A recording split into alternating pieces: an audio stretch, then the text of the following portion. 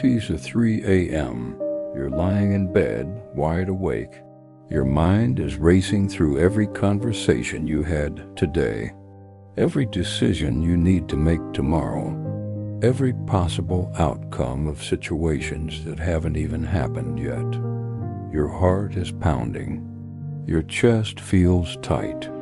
And you think to yourself, why can't I just turn my brain off? You're not alone, and this isn't a modern problem. 2,000 years ago, the most powerful man in the world faced the exact same battle. His name was Marcus Aurelius, Emperor of Rome, commander of the greatest empire on earth. And every night he fought a war against his own mind. The difference?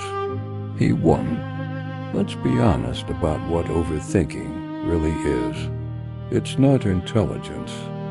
It's not being thorough. It's not just being careful.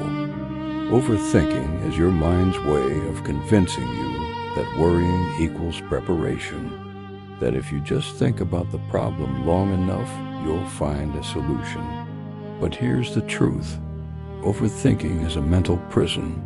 It's the same thought on an endless loop disguised as productivity. You're replaying yesterday's awkward conversation 47 times. You're catastrophizing about next week's presentation. You're lying awake wondering if that text message sounded too harsh or not harsh enough, or if you should have added an emoji. Meanwhile, your actual life, this present moment, is passing by while you're trapped in your head. Marcus Aurelius became emperor of Rome at age 40. He inherited an empire in crisis. Plague, war, betrayal, economic collapse, the weight of millions of lives on his shoulders. He had every reason to be consumed by anxiety and overthinking. But every night, by candlelight, he wrote in his private journal.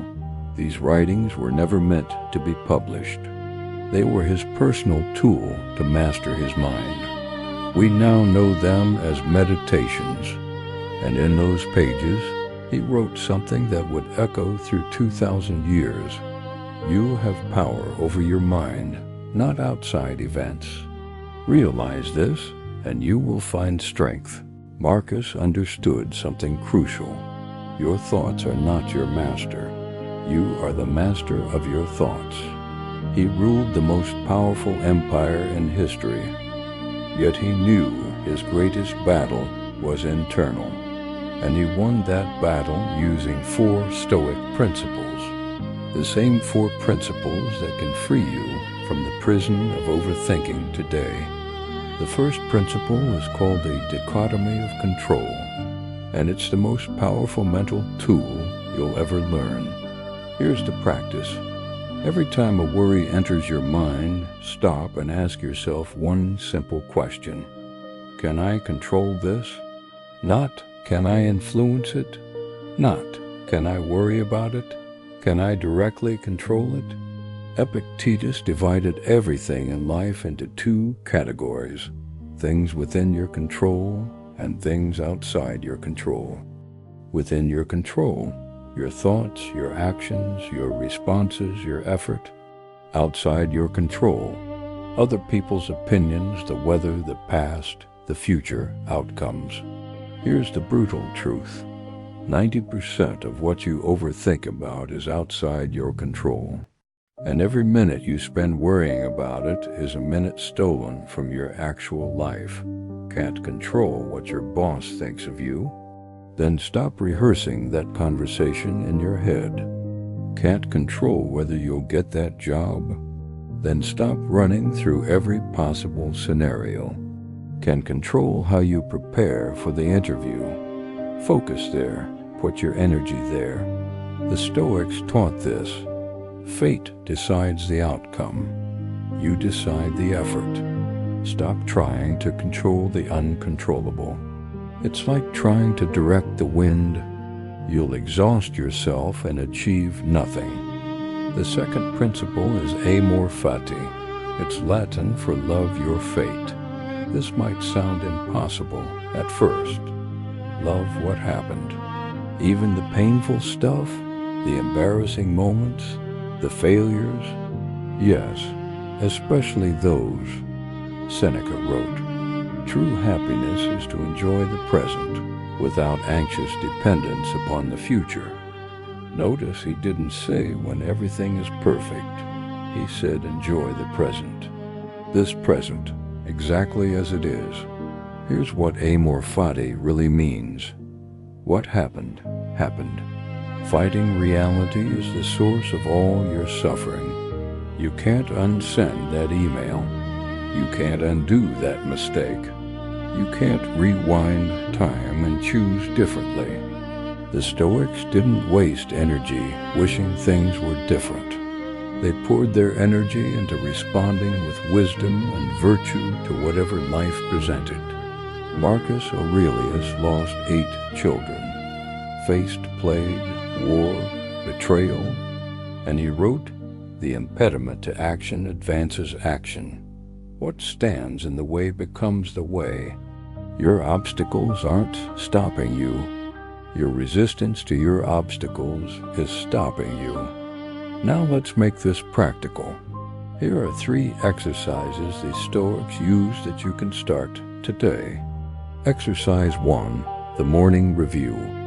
Every morning before you touch your phone, ask yourself, what am I worried about that's outside my control?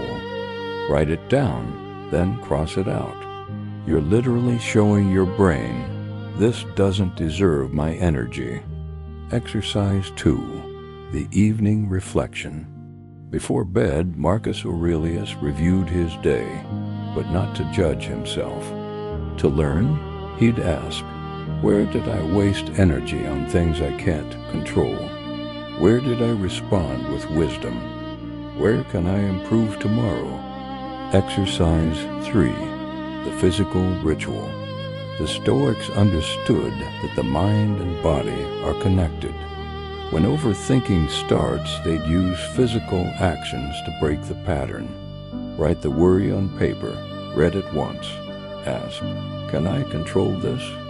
If no, burn it. Watch it turn to ash.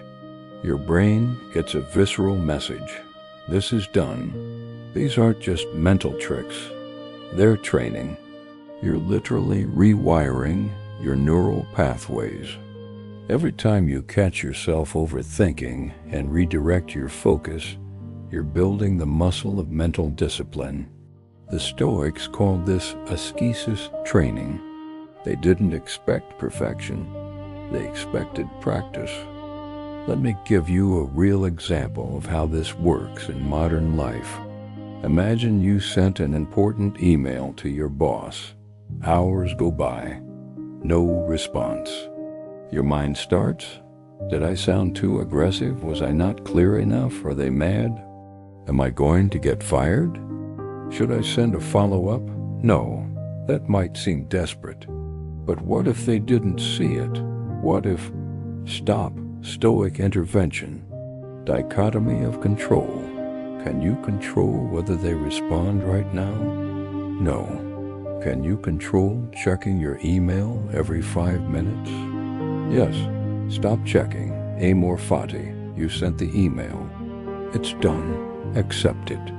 Whatever response comes, you'll handle it then. Memento Mori. Is this worth your limited time on earth?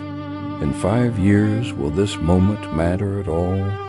Premeditatio Malorum. Worst case, they're upset. You'll have a conversation, clarify, move forward. You've faced it. You have a plan. Release it. Now redirect your energy to what you can control. Your next task, your present moment, your actual work. Change your opinion. Change your life. You don't need perfect circumstances. You don't need everyone to like you. You don't need complete certainty about the future. You need to command your own mind. The Stoics didn't write philosophy to sound intelligent. They wrote it to survive, to thrive, to find peace in chaos. They were soldiers, slaves, emperors, real people facing real struggles. And their wisdom worked then. It works now. It will work for you. Starting today, you have a choice. You can let your mind drag you through endless loops of worry, or you can take command. You can practice the dichotomy of control. You can embrace Amor Fati. You can remember Memento Mori. You can face your fears deliberately and release them. Stop overthinking. Start living. The Stoics showed us the way. Now it's your turn to walk it.